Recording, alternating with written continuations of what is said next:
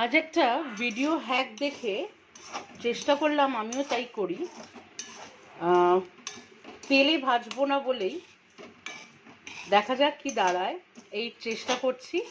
নুনটা দিয়েছি, নুনের মধ্যে ভালো করে নুনটাকে গরম করেছি, তারপরে ফুচকার এই পাপড়িগুলোকে দিয়ে দিয়েছি।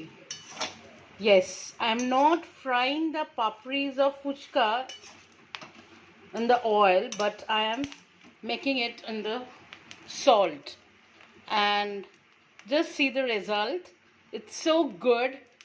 And this is the first time I'm trying the water balls